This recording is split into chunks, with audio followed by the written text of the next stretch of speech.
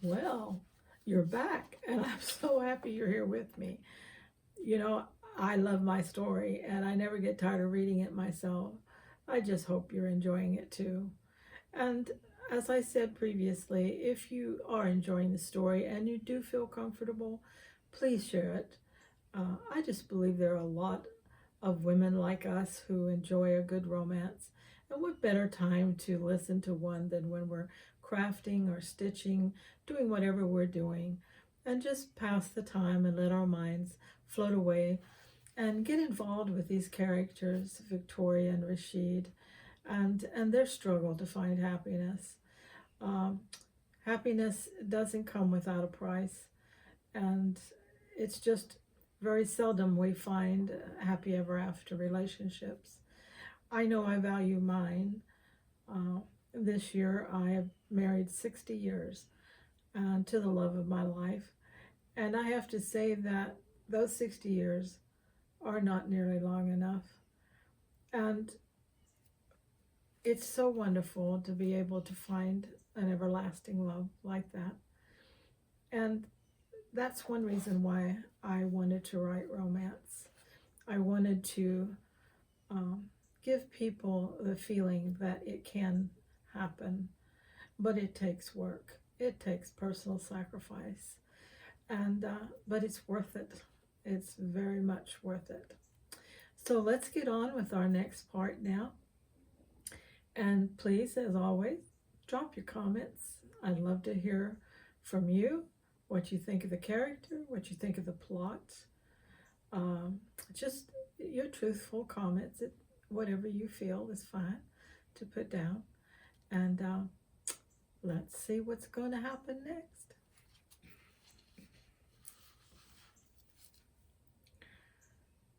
Sitting in Applewood's courtyard, Victoria watched Tally decorate mud cookies with bits of leaves and rose petals. With her tiny fingers, she sprinkled colored confetti on top. Victoria made a mental note to check out local art teachers. It would be a shame not to encourage Tally's raw talent. Thinking of developing raw talent, she certainly stood under the same umbrella herself. If everything went well, she was starting a set of events which would change her life completely. Being a single parent would be the biggest challenge she'd ever undertaken, and one she knew herself ill prepared for. The little girl at her feet reminded her of why she was embracing a task sure to spill over with complexity and complication. Quite simply, the children completed her world in a way not previously thought possible, and more importantly, she loved them.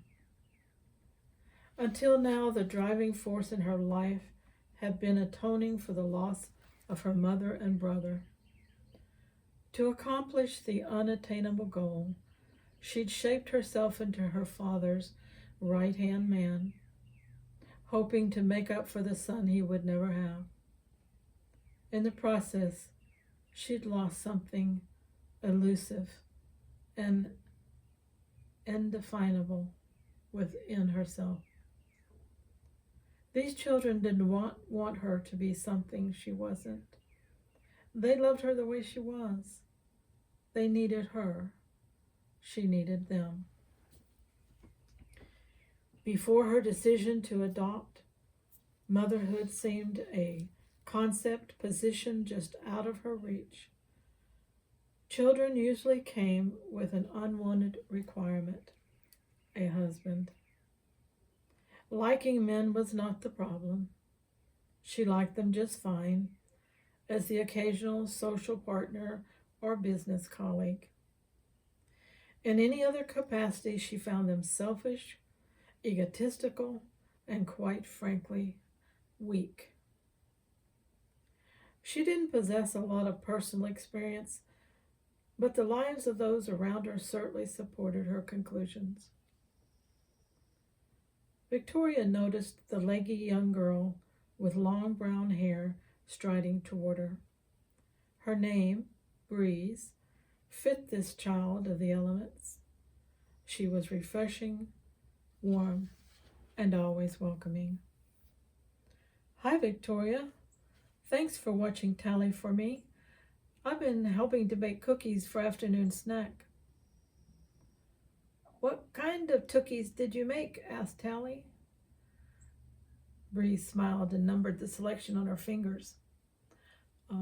Chocolate chip, peanut butter, and sugar cookies with pink icing and sprinkles on top.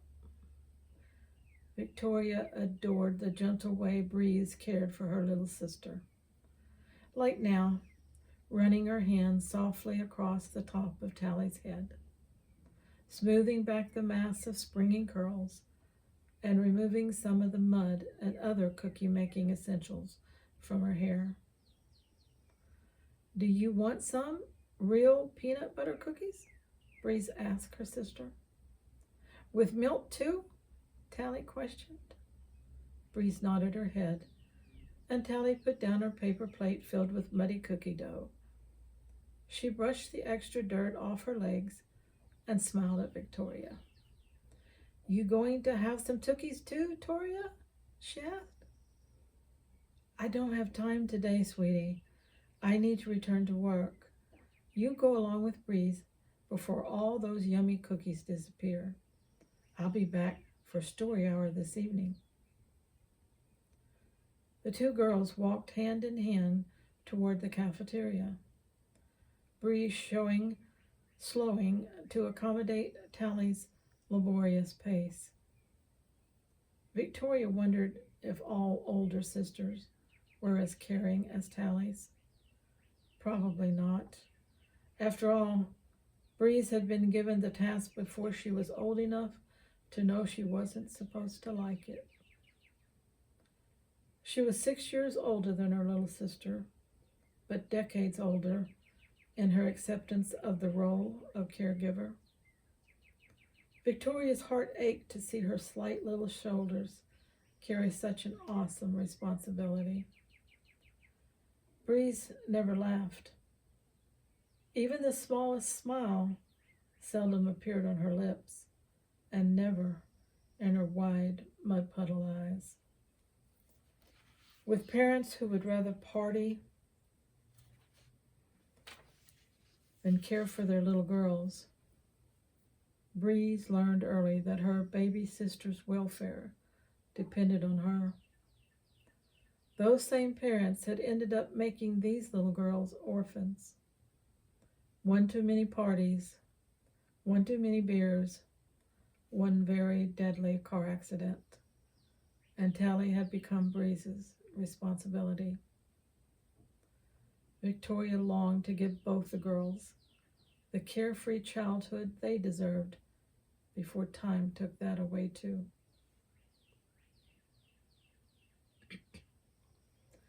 Victoria swiveled her chair and gazed out the expanse of glass making up the north wall of her office. Situated on the 57th floor of the Ballard Building, it framed a commanding view of the New York skyline and its enclosure. If she stood and looked down, she could see the activity in the silent realm below. It was like watching TV with the mute button pressed. Another week had passed with its usual array of contracts, investment, and acquisition meetings. Nothing out of the ordinary. So why was she experiencing a constant flux of agitation? Her state of mind irked her. She couldn't sit still, and she definitely wasn't getting any work done. She pushed one shoe off and shoved the pinching offender out of sight under her desk. Why couldn't her illogical case of nerves disappear as easily? What possible reason could she have for this full-blown sense of pending doom? She glanced up at the cloudless sky, expecting to see a thundercloud waiting for the right moment to unleash its raging violence on top of her head. none of which made any sense. Like a bolt of lightning, the sound of the intercom startled her. Her father was holding on line 3. Turning the chair back to her desk, she lifted the receiver. "Hello, Father. How may I help you?" "Victoria, I have some important papers I need your signature on." She could hear the sound of traffic in the background, meaning her father was not in his office. Glancing at her watch, she had just 30 minutes to get to her next appointment. "I am just leaving for a previous engagement. Why don't we do this first thing in the morning?" "This can't wait, Victoria. I'll be there in 10 minutes. Left with an empty line, she hung up the phone. Her father never rushed the signing of any papers, no matter how trivial. Perhaps this would turn out to be the gloom and doom foreshadowed by her premonitions. Victoria grinned at her own melodrama and sat down to check her appointment calendar. The children's charity ball was on the 21st, giving her just 5 days in which to choose her costume and arrange for delivery, a chore she dreaded. Coming to terms with the inevitable, she'd called first thing that morning and made an appointment to take care of her costume selection this afternoon. Her appointment was with Madame Solidar, owner of a boutique known for its exotic selection of costume wear. Her best friend had been insisting she visit the new establishment. Any recommendations from Jessica was usually cause for worry, but not having a better idea, Victoria made the call. Knowing her friend's fondness for adventure, she wondered what she might be getting herself into. Jessica possessed not 1 ounce of social fear, charting her life without a twinge of reserve or regret. What a spectacle she'd presented at last year's masquerade ball with her ghoulish Bride of Dracula costume. Victoria envied her friend's unconventional approach to life, even though her methods sometimes jarred Victoria's nerves. Nevertheless, Jessica's choices seemed to prove auspicious for her, paving the way for whatever outrageous thing she wanted to try. She wondered what it would be like just once to do the unexpected, the unthinkable. Jacob's arrival startled her as he strode through her office door. "I'm sorry to cause you any inconvenience. It will only take a moment to sign these. I'm sure you'll make your appointment on time."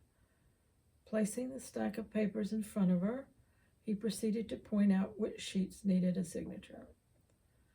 Confusion filled her mind. This wasn't the way he taught her to do business.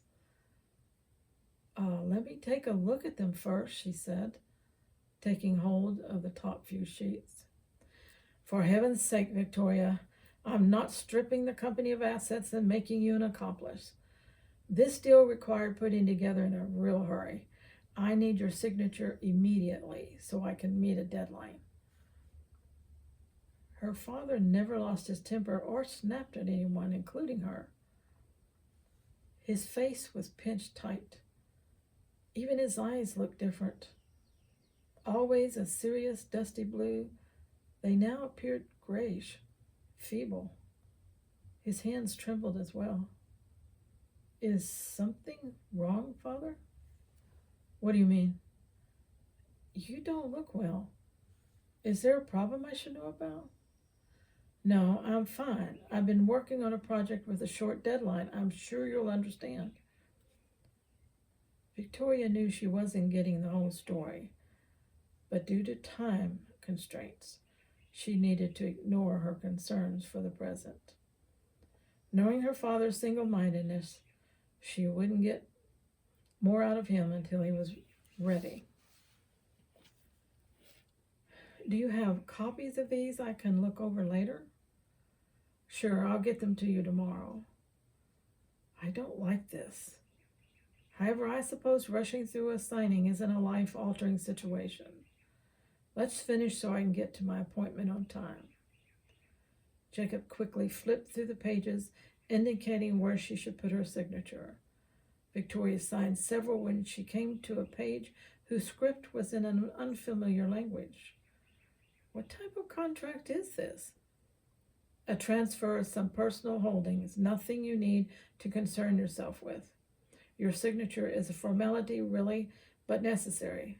Look, honey, I know you have an appointment, and I don't want to trouble you further. You can be sure I'll explain all this to you in detail when the time is right. I mean, when you have more time. Scarlet splotches discolored her father's cheeks. She'd never known him to be hesitant or self-conscious before.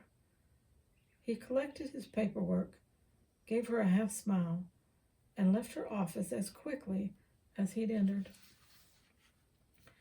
Her gloomy premonitions grew persistently darker. Irritated by its irrational progression, she set about the task of straightening her desk and retrieving her shoes. A few shoulder shrugs relieved some of the tension knotting her muscles. She would dismiss these silly forebodings before they turned a bad day into a worse calamity. 15 minutes later, Victoria crossed the threshold of Madame Solidar's. The reception area, decorated like something out of the Arabian Nights, was over the top. The scene tickled her imagination, and she couldn't resist turning in a circle to view every angle. Large Persian rugs in rich blues and subdued reds adorned the walls and tiled floors. Ottomans covered in gold and red velvet sat about the circular room. Satin jewel-toned pillows lay scattered everywhere in organized disarray. Wouldn't this make a great movie set for, like, The Desert Sheik and the Slave Girl? Jessica's intriguing tone drew Victoria's attention to her friend, who lounged seductively across two ottomans. The flush on Jessica's cheeks and the merriment in her eyes would have looked natural on the face of a 5-year-old.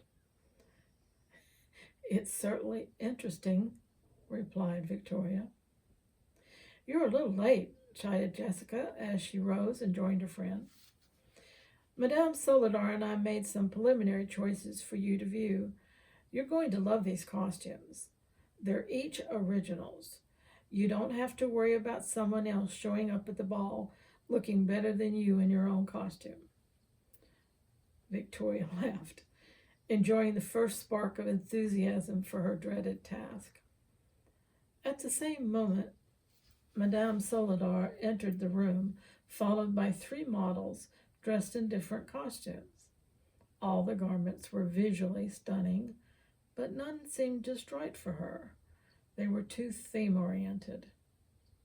On the other hand, the cyan caftan worn by the owner was dazzling.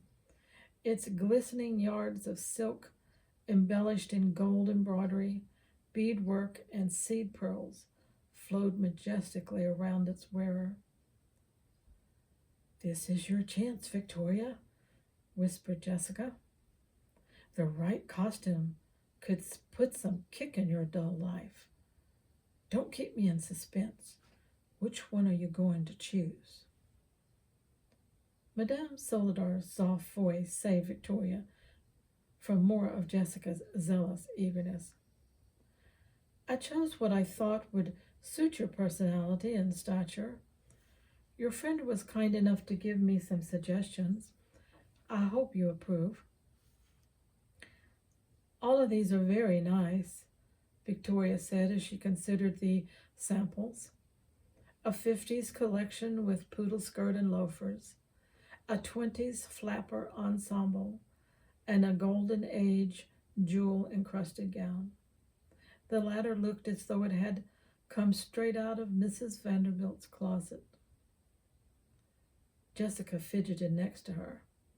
Her friend made decisions like other people made instant oatmeal in 30 seconds or less, and hated waiting on slower mortals. "I think you'd look great in the flapper outfit," Jessica said with a big wink as she nudged Victoria's arm. "The fringe skirt will play hide and seek with your legs and drive all the men crazy." "I appreciate your thoughtfulness in making these selections for me, but I had in mind something a little different. In fact, I really love the beautiful creation Madame Solidar is wearing. The embellishments are a work of art." "Your interest flatters me," said Madame Solidar.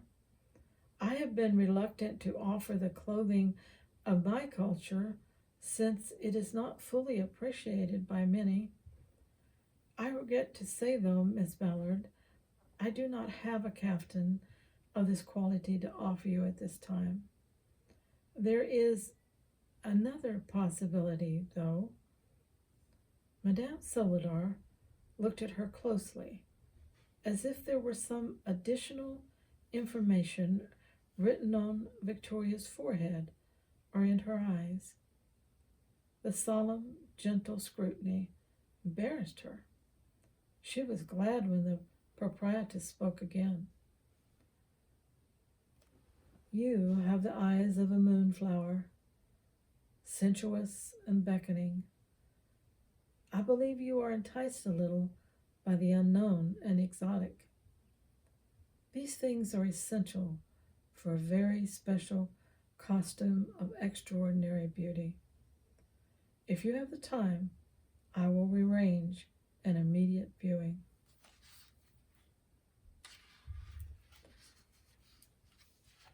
"How wonderful! She has the time, don't you, Victoria?" Jessica nudged her aside again. Victoria struggled to understand the import of Madame Solidar's strange expression. Bemused, she nodded her head in agreement while she pondered the words, sensuous and beckoning. Jessica grasped Victoria's hand as soon as Madame Solidar exited the room. Her eyes scanned the salon. Bending toward Victoria, she whispered into her ear, "Whatever do you think she means?" Wondering the same thing, Victoria said the first thing she could think of. "Have a little patience, Jessica. Madame Solidar seems to know what she is doing. I think we can trust her choice."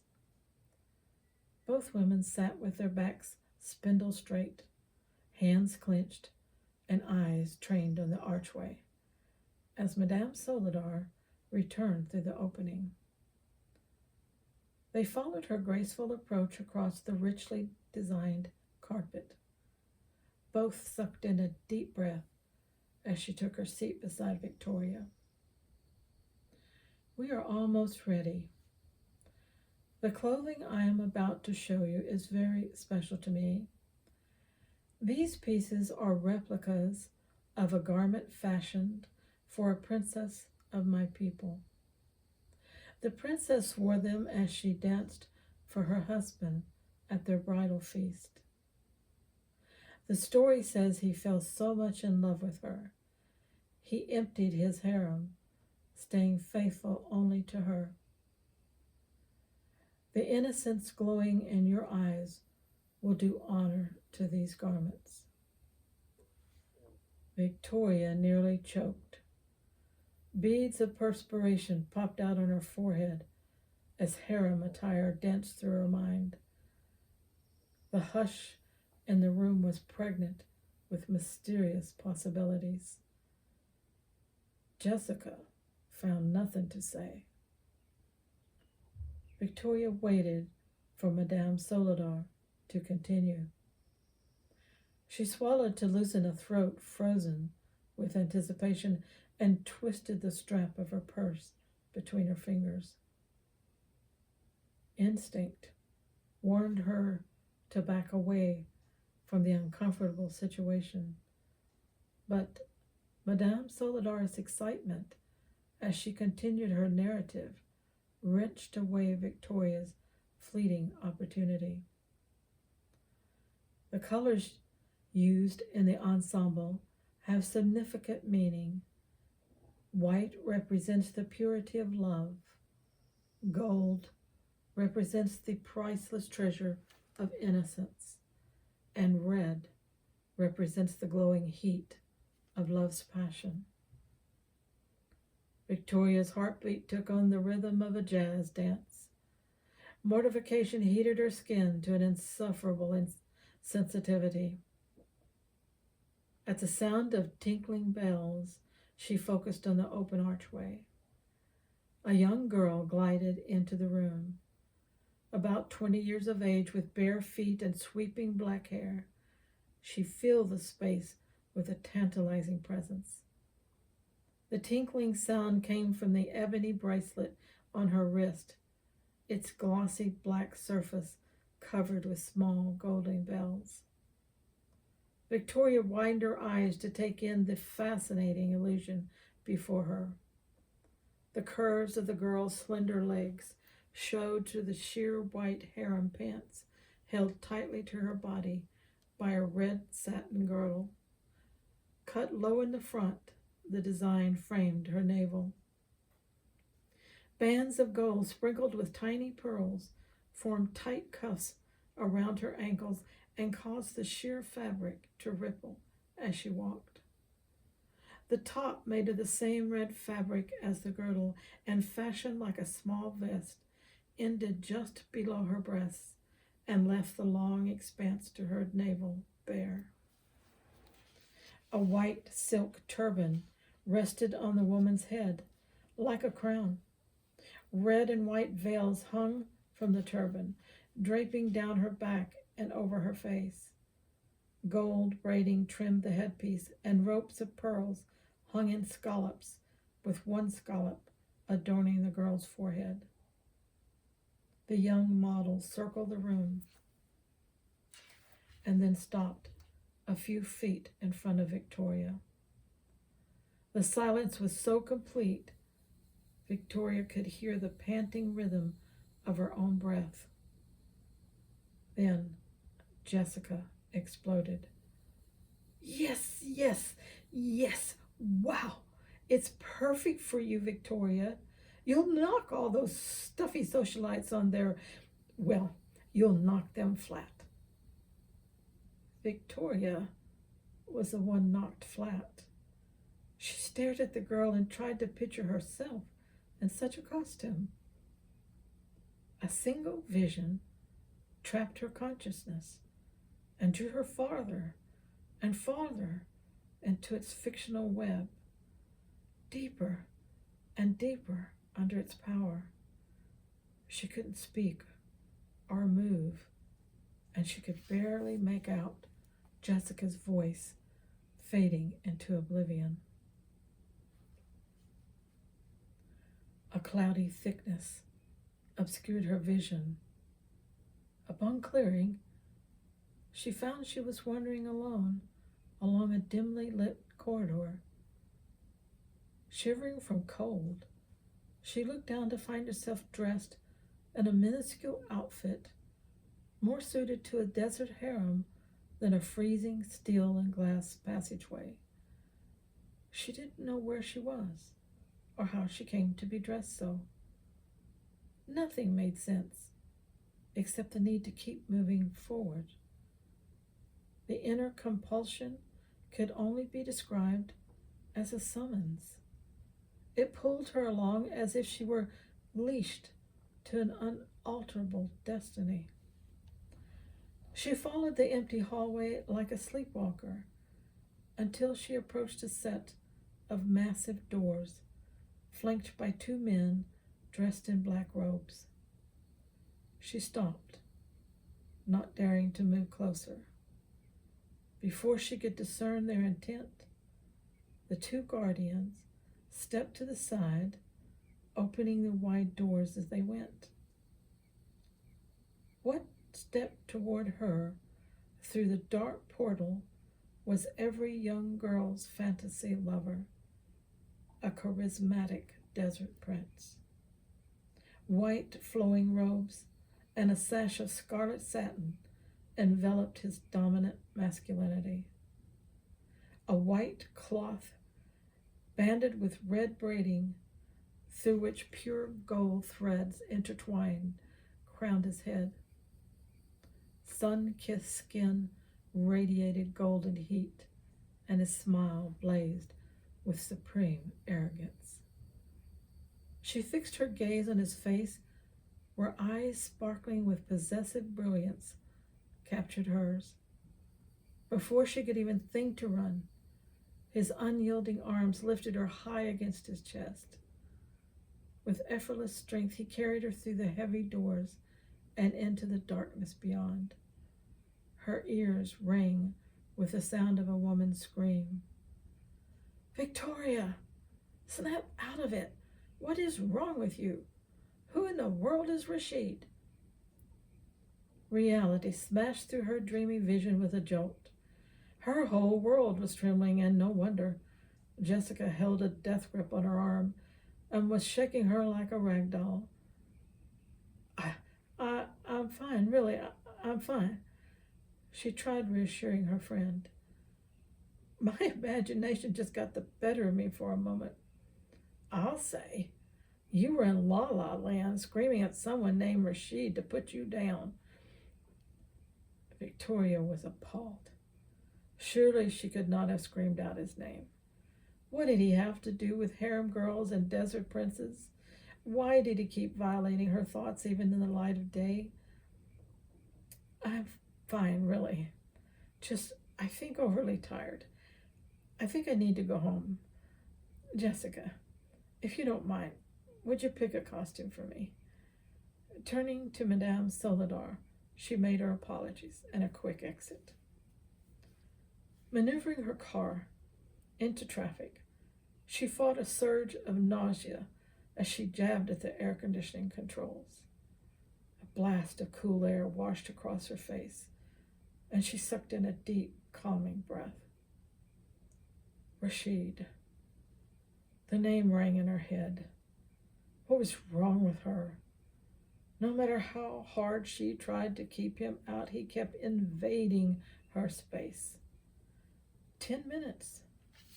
They had spent no more than 10 minutes in the same room. This unconscious and unwanted awareness of him did not make sense. He was a stranger she was learning to despise. Well, our pot is still bubbling, don't you think? We've added a few more little ingredients. What kind of stew are we cooking?